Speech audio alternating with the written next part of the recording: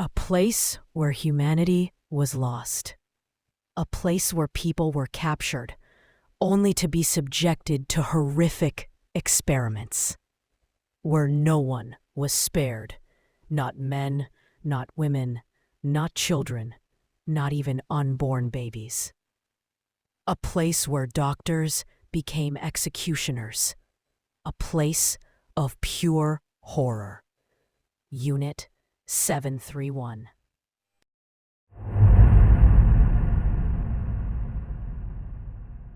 On the night of September 18th, 1931, a small explosion rocked a section of the South Manchurian Railway near the Chinese city of Mukden. An event that would spark one of the first major acts of aggression in the lead-up to World War II. But this explosion was no accident. It was a false flag operation, staged by officers of the Japanese Imperial Army to create a pretext for invasion.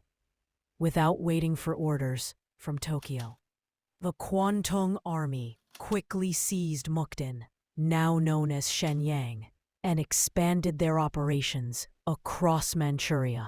Facing little resistance, they advanced with alarming speed. China's leader, Chiang Kai-shek, adopted a policy of non-resistance, choosing to withdraw rather than confront Japan's superior forces, hoping to preserve strength for future battles. By early 1932, Japan had occupied all major cities in the region. That same year, they created a puppet state, Manchukuo. To give it an illusion of legitimacy, Japan installed Puyi, the last emperor of China, as its ruler. But the real power rested firmly in the hands of the Japanese military.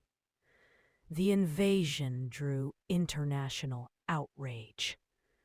The League of Nations launched an investigation, known as the Lytton Commission, which concluded that Japan was the aggressor and called for Manchuria to be returned to China. Japan refused. In 1933, it withdrew from the League entirely, isolating itself from the international community and taking one step closer to the global conflict that would erupt just years later. Japan's conquest of Manchuria wasn't just about land, power, or resources. In the shadows of occupation, something far more horrific was taking shape, hidden from the world and protected by military authority. In 1932, a rising figure within the Japanese Imperial Army, Lieutenant General Shiro Ishii, began laying the groundwork for a new kind of warfare. Backed by high-ranking military officials, Ishii established a covert facility known as the Zongma Fortress. On paper, it was a research center. In reality, it was a human laboratory. Chinese civilians, prisoners of war, and political detainees were subjected to brutal experimentation disguised as science. The horrors of Zongma remained a secret until 1935, when a prison break and internal sabotage exposed the operation's vulnerability. Fearing discovery, Ishii shut it down. But he wasn't done. In 1936, with the Japanese military, and reportedly the silent approval of Emperor Hirohito, Ishii was given full authority to expand. Near the city of Harbin, in the remote Pingfang district, he built something far larger, far deadlier. It was called Unit 731. The name Epidemic Prevention and Water Purification Department was used to disguise the true nature of these units. And what happened there would become one of the darkest chapters in human history.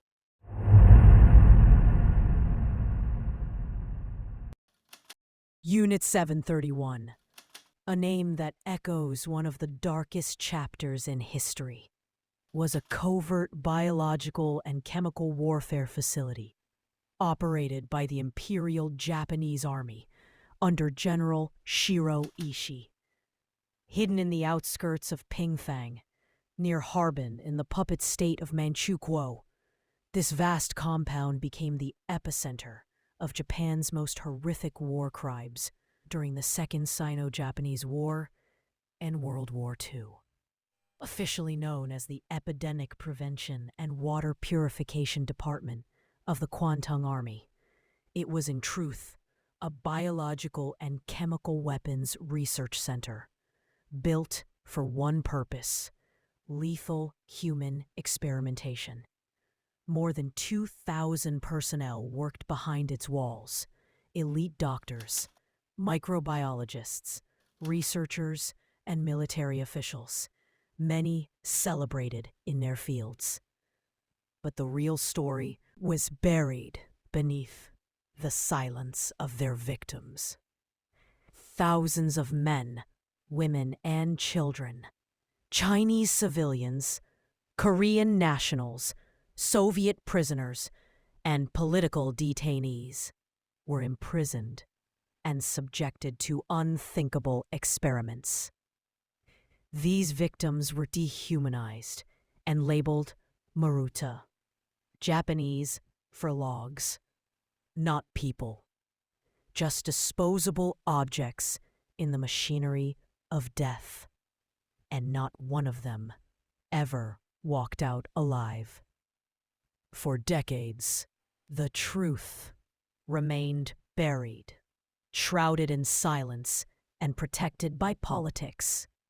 Even now, much of what happened in Pingfang remains unknown. But the experiments that are known paint a picture of cruelty beyond comprehension.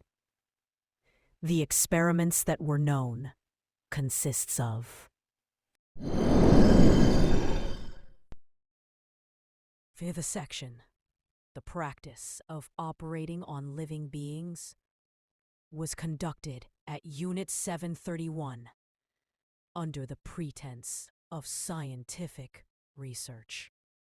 These procedures were carried out without anesthesia, and victims were often deliberately infected with diseases such as plague and cholera, anthrax. The objective was to observe the progression and effects of these infections inside the human body in real time. And testimonies have revealed that prisoners endured surgical procedures that explored organ function and disease impact, all while still alive. Experiments included the study of blood loss, internal organs, and physiological responses to extreme trauma. Some reports mention experimental surgeries involving the removal or transplantation of organs. Victims who survived the procedures often did not live long afterward, with their fates sealed by execution or further experimentation. In an interview with the New York Times, a former member of Unit 731 spoke anonymously about his first experience performing a vivisection on a live person. The prisoner had been deliberately infected with plague. The fellow knew that it was over for him, and so he didn't struggle when they led him into the room and tied him down. But when I picked up the scalpel, that's when he began screaming. I cut him open from the chest to the stomach, and he screamed terribly, and his face was all twisted in agony. He made this unimaginable sound. He was screaming so horribly, but then, finally, he stopped. This was all in a day's work for the surgeons, but it really left an impression on me because it was my first time.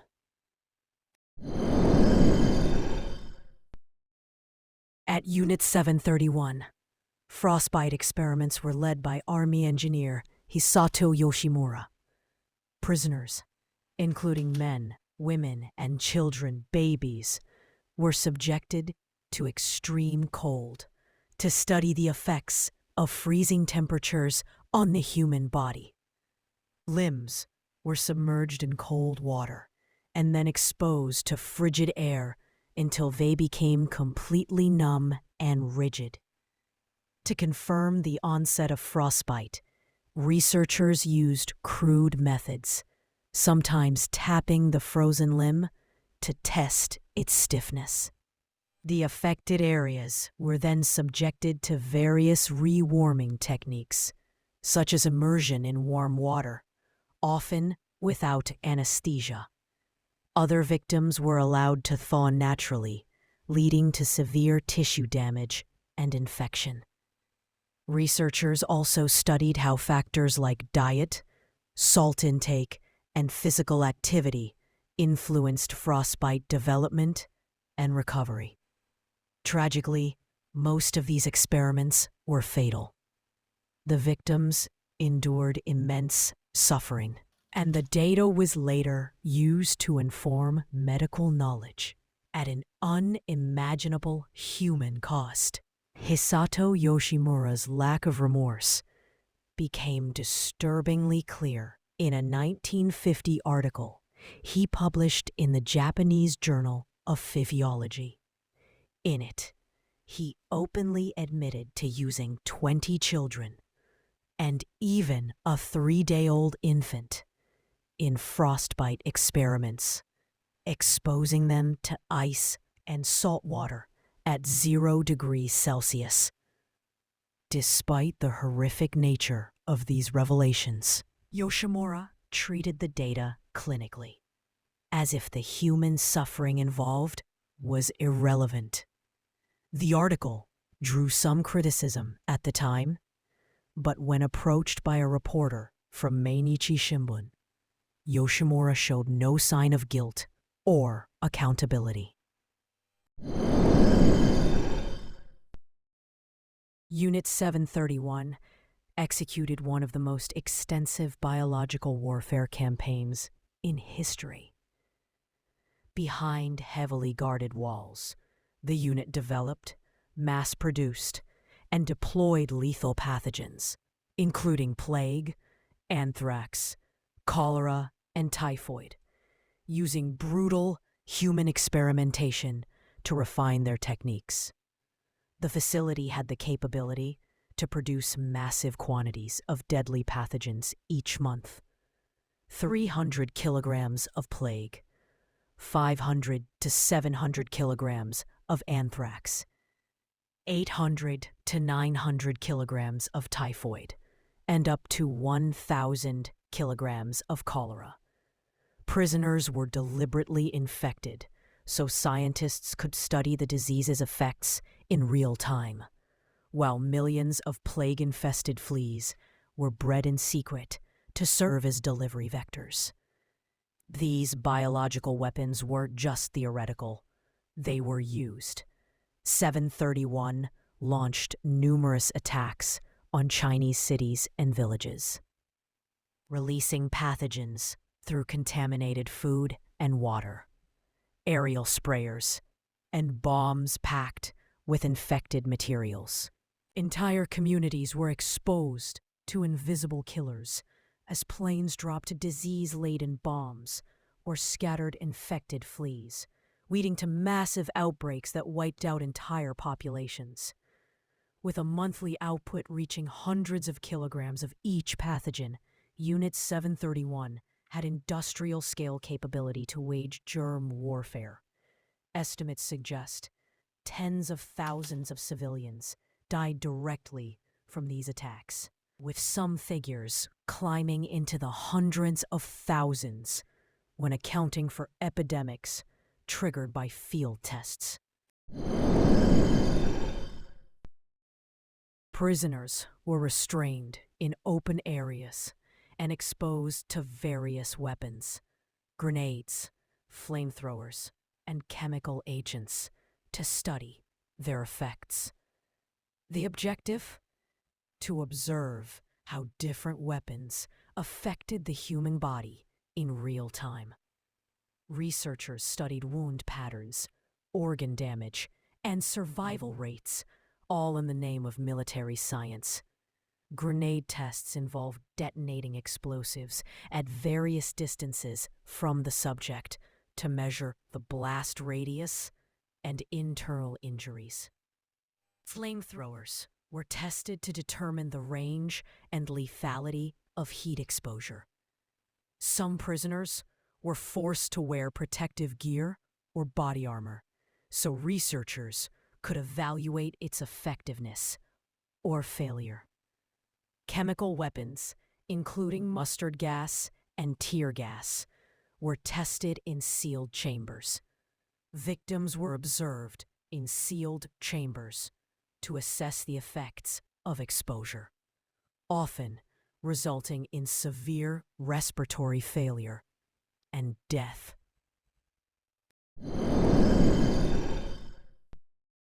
One of the most disturbing chapters in Unit 731's history involved experiments with syphilis. Prisoners were deliberately infected so researchers could observe the disease's progression. While some were injected directly, others were subjected to coerced interactions aimed at transmitting the infection, with non-compliance often resulting in execution.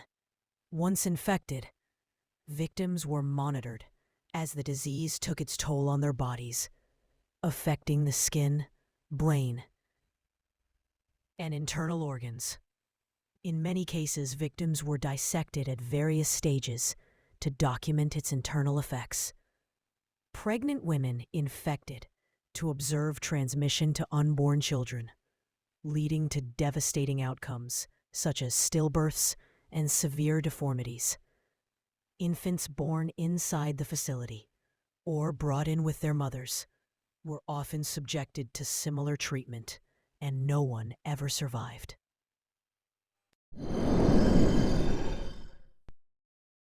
Female prisoners at Unit 731 were often subjected to some of the most inhumane experiments ever recorded in history. Many women, captured as civilians, political prisoners, or even those brought in specifically for testing, were forcibly impregnated by their captors. These pregnancies were deliberate actions by Unit 731 scientists who sought to observe how sexually transmitted diseases, particularly syphilis, would affect both maternal health and fetal development. Once infected, the women were closely monitored, often in isolation, as the diseases progressed through their bodies. Researchers documented everything from the deterioration of the mother's health to the deformities or infections in the unborn children. Some women were dissected in the later stages of pregnancy, their wombs cut open to examine the fetus while still alive. In other cases, births were allowed to occur naturally, only for the infants to be subjected to further testing or execution shortly after delivery. Records suggest that several children were born within the facility, but not a single survivor is known today. Most were either aborted late term, died due to exposure or infection, or were killed post-birth as part of continued experimentation. Infants were sometimes used in frostbite or starvation experiments, seen not as humans, but as living data points. Unlike male prisoners, who were often used in singular, fatal experiments, Women were frequently subjected to a series of procedures: pregnancy, infection, childbirth, dissection, all while being kept alive as long as possible to maximize research output. The suffering they endured was systematic, prolonged, and driven by a complete disregard for human life. There were also experiments where victims were subjected to high-altitude and pressure experiments to study the effects of rapid atmospheric changes on the human body. These tests simulated environments like high altitudes or deep-sea conditions, and often resulted in severe physiological stress. Dehydration experiments involved placing individuals in controlled, high-heat environments without access to fluids, monitoring how the body responded over time. In some cases, starvation and malnutrition were also studied to understand the limits of human endurance. In other trials, researchers explored blood loss and transfusion reactions, including experiments involving animal blood, notably horse blood. These were conducted to study how the circulatory system responds under extreme conditions. Nutritional studies involved feeding participants contaminated or untested substances to observe how the body processed different materials. These methods caused severe health complications. There was an incident where a technician named Naokata Ishibashi momentarily set aside the emotional detachment expected of Unit 731 personnel. One day, he encountered two female prisoners, a 21-year-old Chinese woman and a 19-year-old Ukrainian woman. They confided that they hadn't seen their own faces since being captured and pleaded with him to bring them a mirror. Touched by their request, Ishibashi quietly slipped a mirror through a hole in the cell door. It was a rare moment of compassion within a place built entirely on cruelty. Another incident where a member from staff became victim of experiments conducted by Unit 731. Yoshio Sudo, an employee of Unit 731, became infected with bubonic plague during its production, and then special team was ordered to vivisect him. This was recalled by another man named Yoshino Tamura, and he said Sudo had, a few days previously, been interested in talking about women, but now he was thin as a rake, with many purple spots over his body. A large area of scratches on his chest were bleeding. He painfully cried and breathed with difficulty. I sanitized his whole body with disinfectant.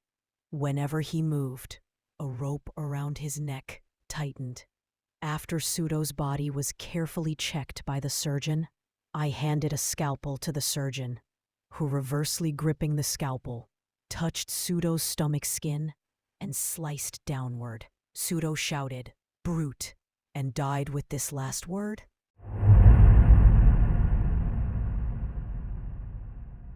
As the tide of World War II turned against Japan, the Empire faced increasing pressure from Allied forces.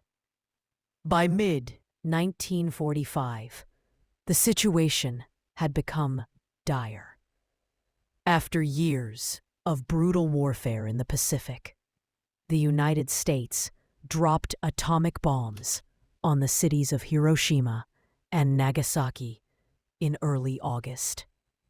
Just days later, the Soviet Union declared war on Japan and launched a massive invasion of Japanese-occupied Manchuria, where Unit 731 was based. Realizing that defeat was inevitable, Japan formally surrendered on August 15th, 1945, bringing an end to the war. With the announcement of surrender, the Japanese Imperial Army issued orders to destroy all evidence of Unit 731's activities. Staff were instructed to burn documents, demolish facilities, and kill all remaining test subjects to ensure that nothing would be left behind for the Allies to discover. In a matter of days, entire sections of the sprawling Pingfang complex were reduced to rubble. Victims held in prison cells were executed, and biological samples were destroyed.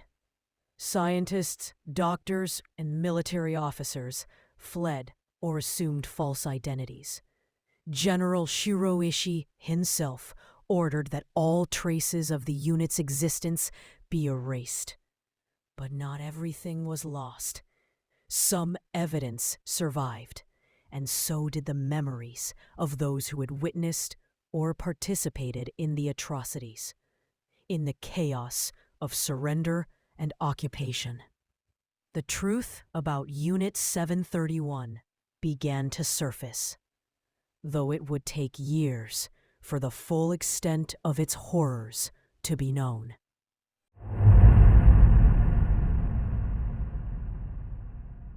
After the war, the true horror of Unit 731 should have come to light through international war crimes trials.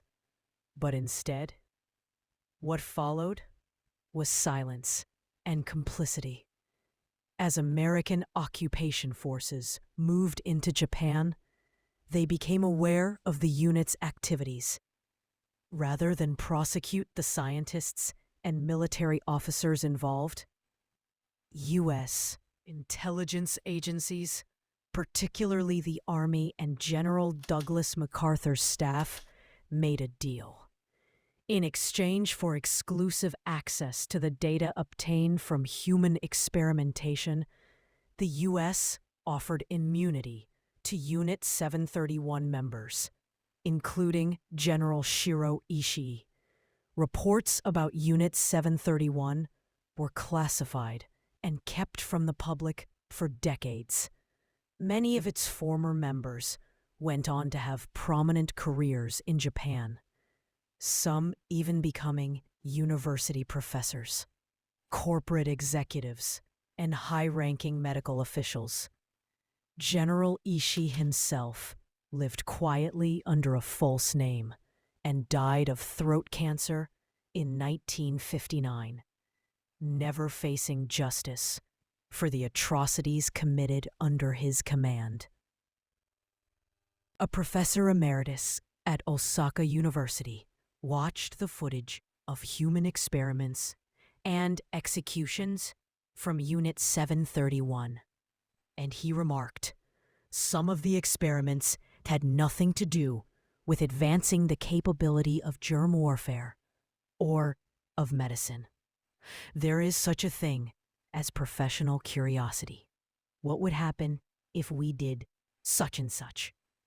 What medical purpose was served by performing and studying beheadings? None at all. That was just playing around. Professional people, too, like to play. For decades, the atrocities of Unit 731 remained shrouded in secrecy, leaving countless victims unheard and unacknowledged. The brutal experiments and the lives lost serve as a chilling reminder of how science can be twisted into a weapon of cruelty when ethics are abandoned.